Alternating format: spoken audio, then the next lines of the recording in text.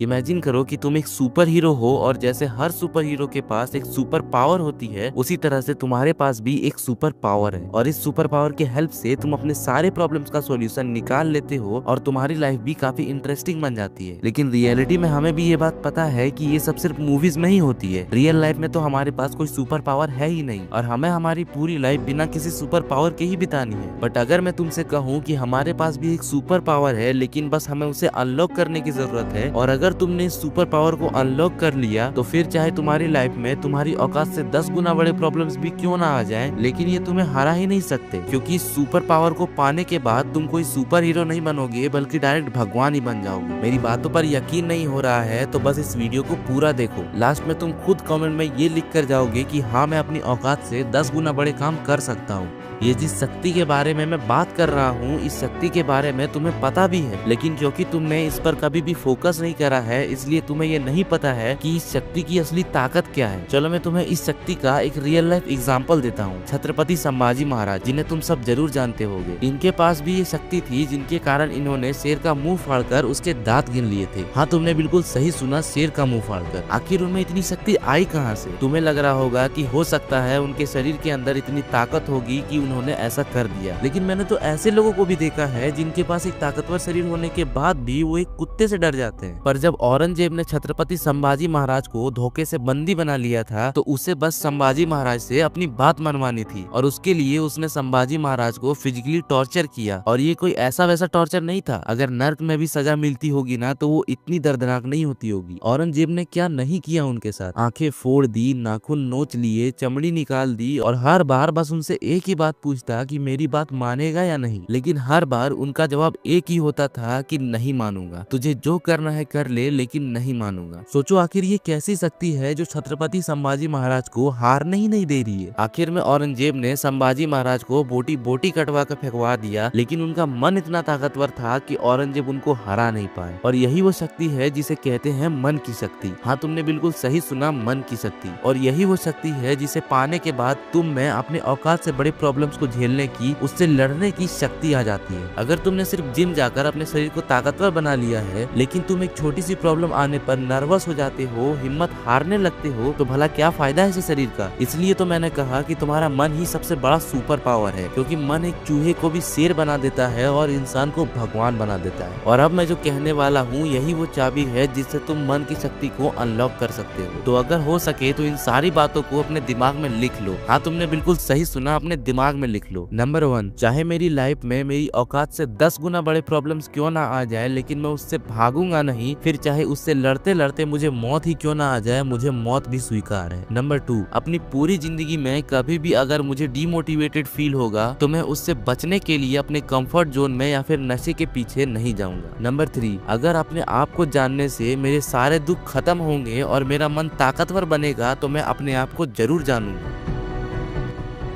अब मैंने तुमको वो सारी चीजें बता दी है जो तुम्हारे मन को ताकतवर बनाने में तुम्हारी पूरी मदद करेगी। और अगर तुम तैयार हो अपने मन की शक्ति को अनलॉक करने के लिए तो कमेंट में लिख कर जाना, I am ready to unlock this super power. और आगे मैं इससे भी अच्छे से कंटेंट लाने वाला हूँ, लेकिन अगर तुम चाहते हो कि ये वीडियो हर एक इंसान तक पहुँचे जिसको इसकी जरूरत है, तो उसके लिए इस वीडियो पे अपना प्यार जरूर दिखाना। और अगर तुम्हें किसी भी टॉपिक पे वीडियो चाहिए तो कॉमेंट में जरूर बताना, मैं पूरी ट्राई करूंगा उस टॉपिक पे वीडियो लाने की।